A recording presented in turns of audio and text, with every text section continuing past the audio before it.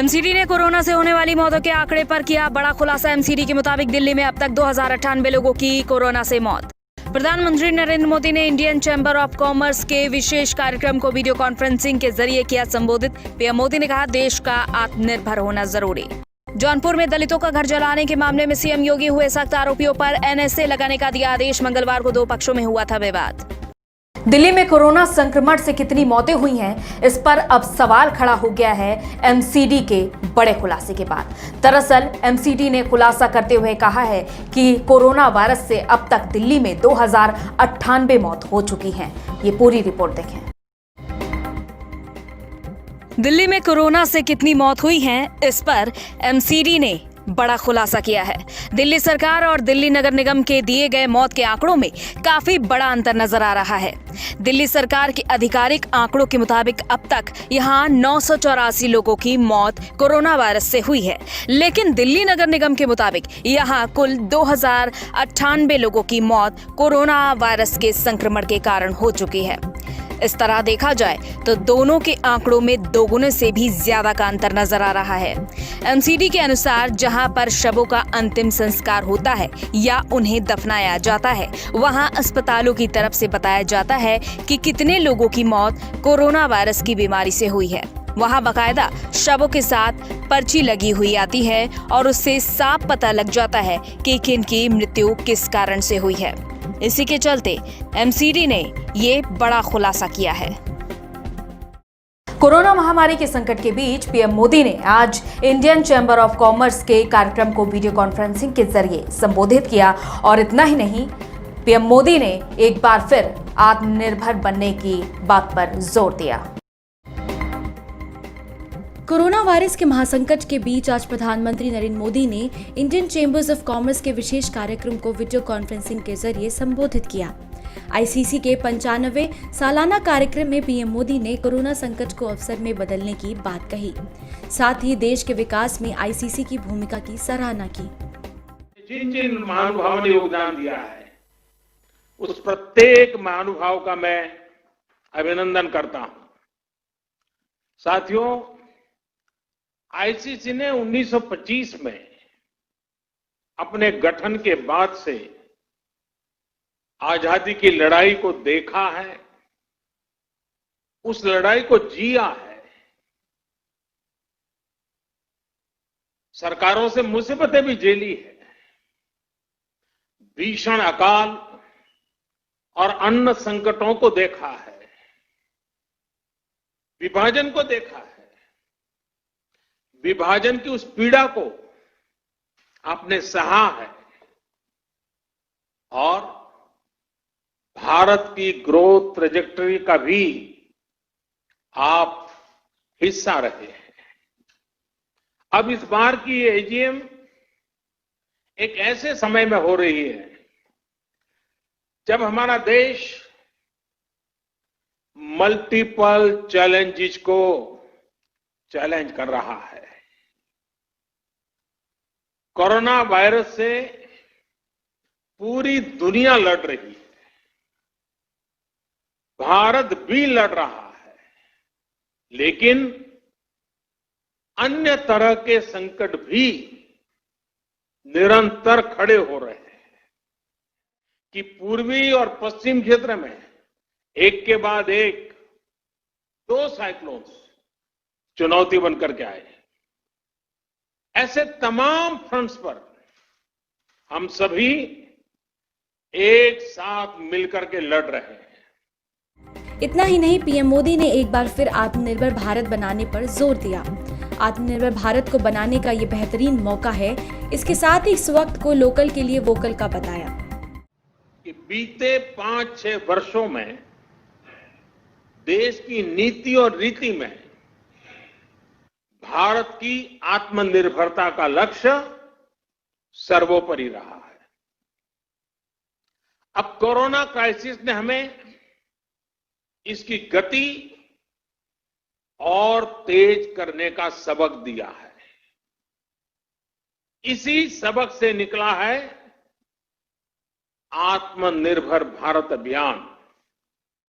हमें इस बात का अंदाजा भी नहीं होता कि इससे उनके दिल पर कितना प्रभाव पड़ता है, वो कितना गर्व महसूस करता है।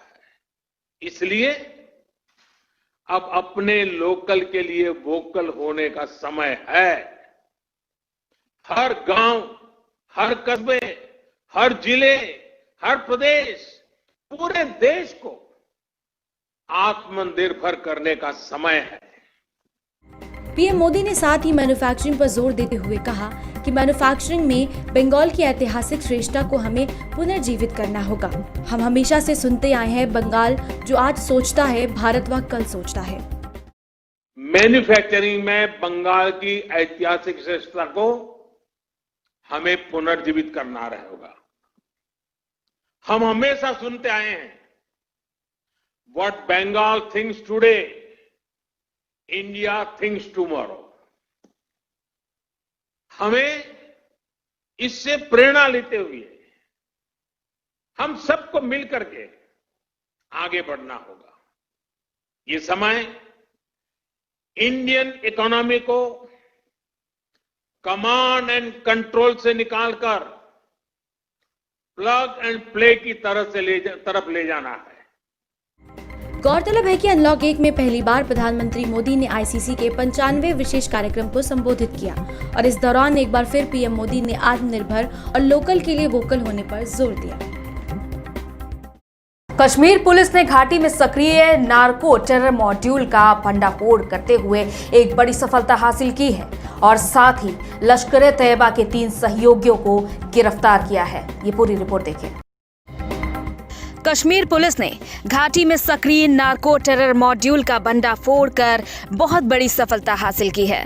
दरअसल नशे का कारोबार कर कश्मीर में आतंकवाद को बढ़ावा दे रहे आतंकवादी संगठनों के बहुत बड़े मंसूबे को पुलिस ने नाकाम करते हुए 21 किलोग्राम हेरोइन, 1 करोड़ 75 लाख रुपए की नकदी के साथ लश्कर-ए-तैयबा के 3 सहयोगियों को गिरफ्तार किया है। पुलिस से मिली जानकारी के अनुसार 11 जून को हंदवाड़ा पुलिस को उत्तर कश्मीर में सक्रिय बहुत बड़े पाकिस्तान प्रायोजित नार्को टेरर मॉड्यूल के बारे में जानकारी मिली।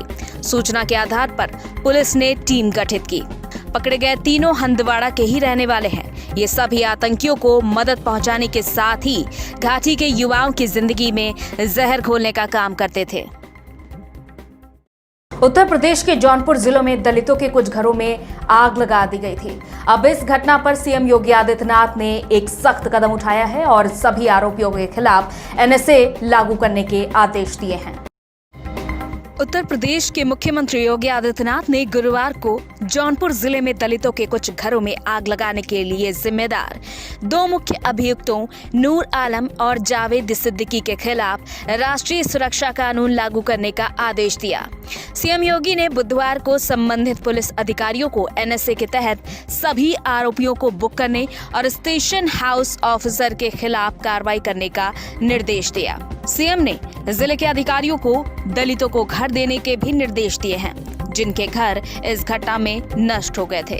राज्य सरकार का समाज कल्याण विभाग प्रत्येक को 1 लाख रुपए का मुआवजा भी देगा। गौरतलब है कि जौनपुर जिले में मंगलवार की शाम 2 पक्षों में मारपीट और हिंसक घटनाएं हुई। इस दौरान दलितों के आधा दर्जन छप्पर में आग लगा दी गई। सूचना मिलते ही जिला अधिकारी और पुलिस अधीक्षक के नेतृत्व में भारी संख्या में पुलिस बल घटनास्थल पर पहुंच गए। राजस्थान, पंजाब और मध्य प्रदेश के बाद अब टिड्डी दल ने उत्तर प्रदेश के प्रयागराज के गांव और रिहायशी इलाकों में दस्तक दे दी है, जिसके कारण लोगों में दहशत का माहौल है। लोग अपने घरों में छिपे बैठे हैं। देखिए ये पूरी रिपोर्ट। राजस्थान, पंजाब और मध्य प्रदेश के बाद टिड्डी दल ने अब प्रयागराज में भी दस्तक दे दी है। लाखों की संख्या में टिड्डी दल को गांव और रिहायशी इलाकों में आता देखकर आसपास के गांवों में दहशत फैल गई और लोग अपने अपने घरों में छिप गए। किसानों ने टिड्डियों को भगाने के लिए शोर शराबा भी किया। साथ ही यहाँ के किसानों में दहशत है। जिले के कई ग्रामीण इलाकों में टिड्डियों के झुंड को देखा गया है। यहाँ के किसानों ने प्रशासन से अपनी फसलों को बचाने की गुहार लगाई है। हालांकि अब तक फसलों में एक बड़ा नुकसान नहीं देखा गया है। दरअसल टिड्डी कीट समूह में चलते हैं और ये एक दिन के अंदर 100 से 150 किलोमीटर का सफर तय कर लेते हैं। टिड्डी दल सामूहिक तौर पर लाखों की संख्या में झुंड बनाकर फसलों को नुकसान पहुँचाते हैं। खास तौर पर इनका निशाना हरे पत्ते होते हैं। पिछले कुछ दिनों से पूरी दुनिया में कुछ विचित्र सी घटनाएं हो रही हैं। इस बीच हम बात करते हैं महाराष्ट्र के बुल्ढाना जिले में स्थित लोनार झील के बारे में, जो हमेशा से ही लोगों के लिए एक आकर्षण का केंद्र रही है। अब इस झील के बदलते पानी के रंग ने सभी को हैरान कर दिया है। हमारी ये खास रिपोर्ट देखें। पूरी दुनिया में पिछले कुछ दिनों से विचित्र घटनाएं हो रही हैं। आकाश में नए नए ग्रह तो धरती पर कोरोना का कोहरा। महाराष्ट्र के बुल्ढाना जिले में स्थित लोनार झील हमेशा से ही लोगों के मन में कौतूहल पैदा करती आई है और एक बार फिर इस झील ने सबको हैरान कर दिया है। इस बार झील के पानी का रंग बदल गया है। आमतौर पर नीले और हरे रंग का दिखने वाला पानी अब लाल रंग का हो गया है। इस अनोखे रंग ने न सिर्फ आम लोगों को बल्कि वैज्ञानिकों को भी हैरत में डाल दिया है। बता दें कि लोनार झील के रहस्यों से पूरी दुनिया परिचित है। हाल ही में इसके रंग में हुए बदलाव को देखकर हर कोई हैरान है। झील के पानी के रंग में इस तरह का बदलाव पहली बार देखा गया है। मालूम हो कि लोनार झील बेहद रहस्यमय है। नासा से लेकर दुनिया भर की तमाम एजेंसियां इस झील के रहस्य को जानने में बरसों से जुटी हुई हैं। लोनार झील का आकार गोल है। इसका ऊपरी व्यास करीब 7 किलोमीटर है, जबकि यह झील करीब 150 मीटर गहरी है। अनुमान है कि पृथ्वी से जो उल्का पिंड टकराया होगा वह करीब 10 लाख टन का रहा होगा, जिसकी वजह से झील बनी थी। लोनार झील का पानी खारा है। Subscribe now and press the bell icon. Never miss an update.